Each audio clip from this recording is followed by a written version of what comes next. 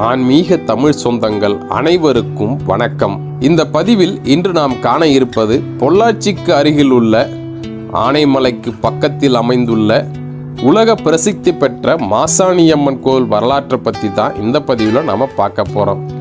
சாதாரணமாக எல்லா அம்மன் ஆலயங்களிலும் அம்மன் அமர்ந்த கோலத்திலோ அல்லது நிமிர்ந்து நின்ற கோலத்திலோ பார்த்திருப்பீர்கள். ஆனால் மாசாணியம்மன் மட்டும் 17 அடி நீளத்தில் படுத்துத்தான் இருப்பார். இந்த அம்மனுக்கு மயான அம்மன் என்றும் ஒரு பெயர் உண்டு. 17 அடி நீளத்தில் நெற்றியில் பெரிய பொட்டுடன் ஒற்றை ரூபாய் காயினுடன் படுத்து கிடக்கும் அழகே தனிதான்.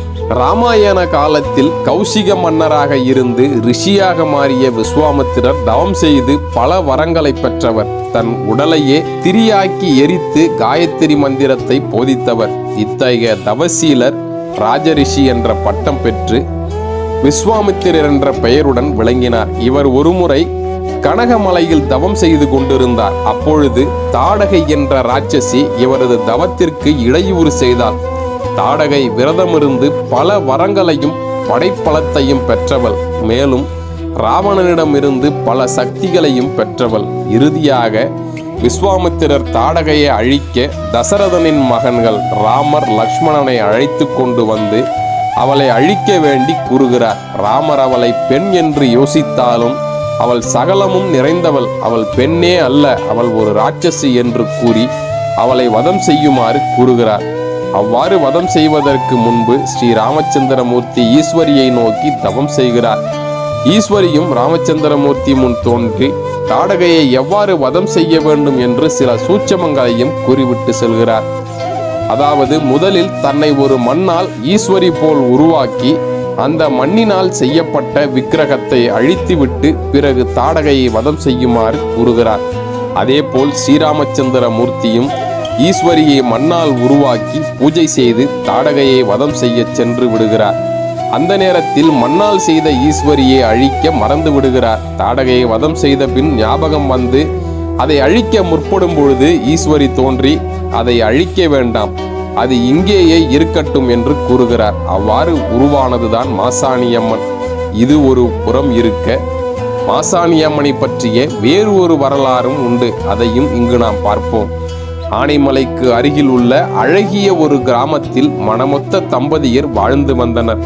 அவர்கள் ஒருவருக்கொருவர் உயிருக்குயிராக நேசித்தனர். அவ்வாறு வாழ்ந்து வந்த நேரத்தில் மனைவி கருவுற்றாள். கணவனும் மனைவியும் அன்பாக இருந்த காரணத்தால் மனைவி தாய் வீடு கூட செல்லாமல் பிரசவத்தை தன் கணவன் முன்னிலையிலேயே நடத்தி கொள்ள விரும்பினாள். நாட்கள் செல்ல செல்ல பிரசவ வலி அதிகமானது. மனைவி படும் துயரத்தை தாங்க முடியாத கணவன் வலி மிகுந்த நேரத்தில் அவளை சற்று ஆசுவாசப்படுத்திவிட்டு மருத்துவச்சியை அழைத்து வர கிளம்பிவிட்டார். ஆனால் அதே சமயம் மனைவியை தனியாக விட்டு செல்வதற்கும் அவனுக்கு பயம். இவன் தனியாக சென்று மருத்துவச்சியை அழைத்து வருவது என்றால் மனைவியை தனியாக விட முடியாது. அடர்ந்த காடு, வனவிலங்குகள் அதிகம், அருகில் மனிதர்கள் யாரும் இல்லை. என்ன செய்வது என்று தவித்து கொண்டிருந்தான்.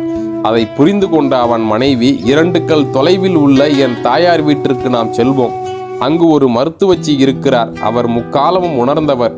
தெய்வ சிந்தனையும் நற்பண்புகளும் ஞானத்தால் நடப்பதை அறியும் திறனும் பெற்றவர். அவர் நன்கு மருத்துவமும் செய்வார். அவரிடம் செல்வோம். கஷ்டப்பட்டு நான் தங்களுடன் நடந்து வந்து விடுகிறேன் என்று கூறுகிறார்.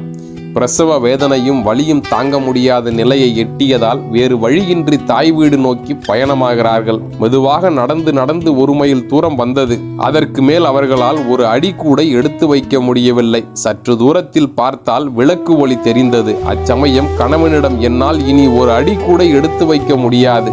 தாங்கள் சென்று அந்த விளக்கு வெளிச்சத்தில் மனிதர்கள் இருப்பார்கள், அங்கு மருத்துவச்சியும் இருப்பார்கள். தயவு செய்து அழைத்து வாருங்கள். நான் எங்கும் போக மாட்டேன், இங்கேயே அமர்ந்திருக்கிறேன் என்று உறுதிபட கூறினாள். கணவன் வேறு வழியின்றி அவளை அங்கு அமர வைத்துவிட்டு வெளியே விளக்கு வெளிச்சத்தை நோக்கி செல்லலானாள். மிகுந்த மன வருத்தத்துடன் வேறு வழியின்றி வெளிச்சத்தை நோக்கி சென்று மருத்துவச்சியின் வீட்டு கதவையும் தட்டினான். அவரிடம் நிலைமையை எடுத்து சொல்ல அவளும் மருத்துவ சாதனங்களையும் உபகரணங்களையும் எடுத்துக்கொண்டு அந்த ஊர் தலையாரி இன்னும் சில முக்கியஸ்தர்களை அழைத்து கொண்டு மனைவி இருந்த இடத்திற்கு அனைவரும் வந்தார்கள். அங்கு வந்து பார்த்த பொழுது மனைவியை காணவில்லை. இது என்ன இறைவா சோதனை, மனவேதனை என்று அனைவருக்கும் வருந்தி கொண்டிருந்தார்கள். அப்பொழுது மருத்துவச்சி, ஆகா, நான் கண்ட கனவு பலித்துவிட்டது, என் கனவும் நிஜமாகிவிட்டது என்று யோசிக்கத் தொடங்கினார். அப்பொழுது அவர்கள் அங்கு கண்ட காட்சி மயிர்கூச்சரிய வைத்தது, இரத்தம் உறையவும் வைத்தது.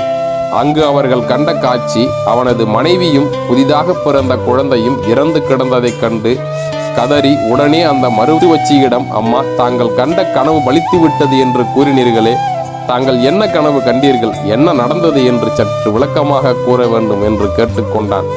உடனே அவர் கூறலானார், நீ மனைவியை விட்டு வந்தவுடன் ஒரு பெரிய கருத்த உருவம் ஒன்று இவனை நோக்கி கையை நீட்டிக்கொண்டு வந்தது.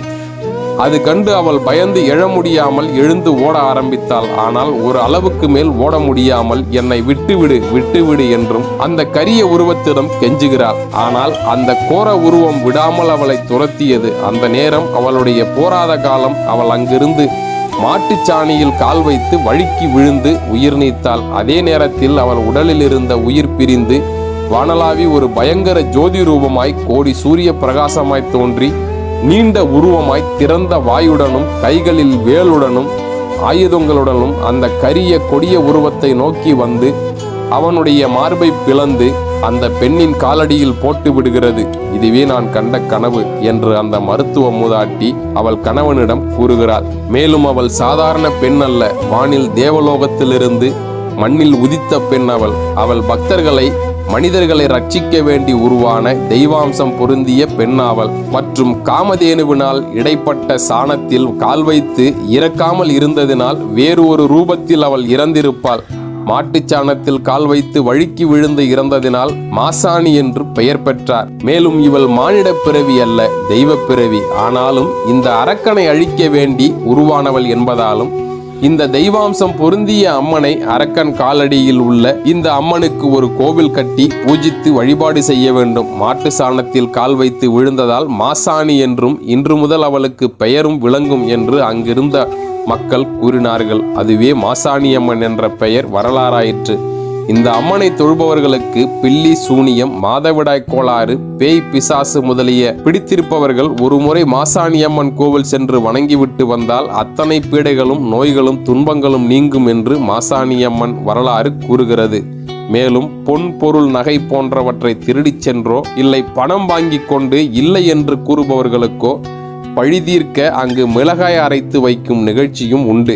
அங்குள்ள ஆட்டுக்களில் மிளகாயை அரைத்து வைத்து 3 மாதம் வரை காத்திருந்தால் அவர்கள் பணத்தை திருப்பி கொண்டு வந்து கொடுத்து விடுவார்கள். இல்லை, துரோகம் செய்தவர்கள் வந்து மன்னிப்பு கேட்டும் விடுவார்கள். அவ்வாறு கேட்கவில்லை என்றால் அவர்கள் உடல் மிளகாய் தேய்த்தது போல் எரியும் என்ற நம்பிக்கை உள்ளது. அவ்வாறே அவர்கள் கோரிக்கை நிறைவேறியவுடன் அம்மனுக்கு மீண்டும் பாலாபிஷேகம், இளநீர் போன்றவற்றை செய்து அம்மனை குளிர்ச்சி செய்ய வேண்டும். இது தவிர மாசாணி அம்மனை பற்றிய 3வது ஒரு வரலாறும் உண்டு. அதையும் இங்கு நாம் காண்போம்.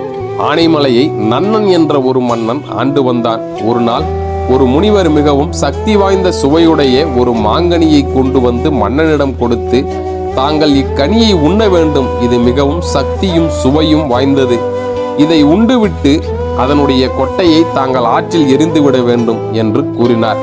மன்னனும் அவ்வாறே செய்வதாக வாக்களித்தார். அவன் அந்த மாங்கனியை உண்டு அதன் சுவையால் கவரப்பட்டு ஈர்க்கப்பட்டு முனிவர் கூறியபடி செய்யாமல் அந்த கொட்டையை தன்னுடைய அரண்மனையில் நட்டு வைத்து வளர்க்க ஆரம்பித்தார். அதை மிகவும் கவனமாக போற்றி பேணி பாதுகாத்து வளர்த்து வந்தார். நாளடைவில் அது வளர்ந்து விருட்சமாகியது. ஆனால் அதிசயம் என்னவென்றால், அவ்வாறு வளர்ந்து பெரிய மரமாக ஆன அந்த மரத்தில் ஒரு பிஞ்சோ கனியோ ஒன்று கூட விடவில்லை.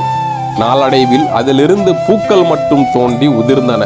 மன்னன் காத்து காத்து ஏமாந்து அதிசயித்து பின் இறுதியாக கனி கொடுத்த அந்த முனிவரை எங்கிருந்தாலும் தேடி கண்டுபிடித்து அழைத்து வருமாறு வேண்டுகோள் விடுத்தான். அவரை தேடி அழைத்து வந்தவுடன் முனிவரும், மன்னா, நான் தங்களுக்கு கொடுத்த கனி மரத்திலிருந்து பறிக்கப்பட்ட கனி அல்ல, பல வருடம் தவம் செய்து என்னுடைய குருநாதர் எனக்கு விரும்பி கொடுத்த கனி.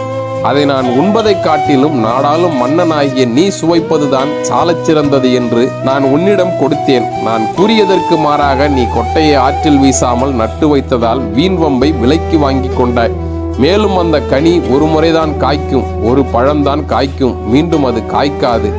அது மட்டுமல்லாது ஒரு நாட்டில் விளைந்த கனியை மற்றொரு நாட்டில் உள்ளவர்கள் தான் உண்ண வேண்டுமே ஒழிய அந்த நாட்டில் உள்ளவர்கள் அந்த கனியை உண்ணக்கூடாது என்றும் இதனுடைய தாற்பயம் கூறுகிறது என்றும் கூறுகிறார். அப்படியானால் இந்த மரத்தில் விளையும் கனியை யார் உண்ண வருவார்கள் என்று துறவியிடம் மன்னர் கேட்டார். அதற்கு துறவி, வேறு நாட்டில் இருந்து வரும் ஒரு கன்னிப்பெண் தான் இந்த கனியை உண்பாள். அவள் அஷ்டமா சித்திகளை உடையவள். அவள் ஒரு தெய்வ பிறவி, மேலும் அவள் மானிட பிறவியே அல்ல, சகல சக்திகளும் வாய்ந்தவள். ஆதலால் நீ அந்த மரத்தினுடைய கனி தனக்கு கிடைக்கவில்லையே என்று மரத்தை அறுத்தும் விடாதே, வெட்டி விடாதே.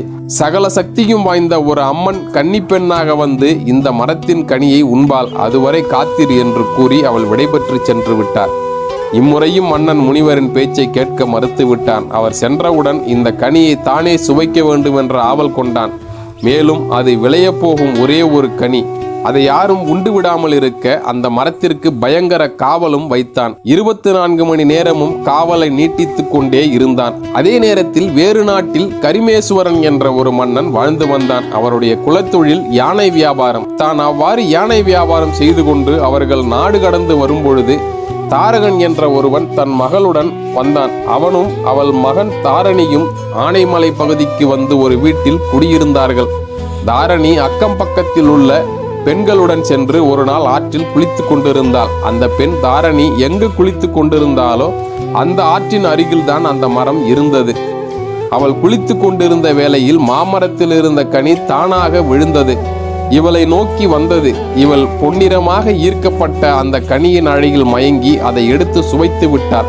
உடனே செய்தி அரசனுக்கு எட்டியது. அரசன் உடனே தாரணியையும் அவள் தந்தையையும் அழைத்து வரச் செய்தான். தாரணியோ உடனே மன்னனிடம் 2 கரம் நீட்டி உயிர் பிச்சைக்காக வேண்டினாள். மன்னா, நாங்கள் வேறு நாட்டில் இருந்து வருகிறோம். தாங்கள் முரசு அறிவித்து தண்டோரா போட்டது எதையும் நாங்கள் அறியோம். மேலும் ஒரு மாங்கனிக்காக கொலை செய்வார்கள் என்று எனக்கும் தோன்றவில்லை. ஆதலால் எங்களுக்கு உயிர் பிச்சை தந்தருள வேண்டும் என்ற கோரிக்கையும் விடுத்தாள். ஆனால் அவள் கோரிக்கையை செவிமடுக்காத மன்னன் அவளை கொலைக்களத்திற்கு அனுப்பினான்.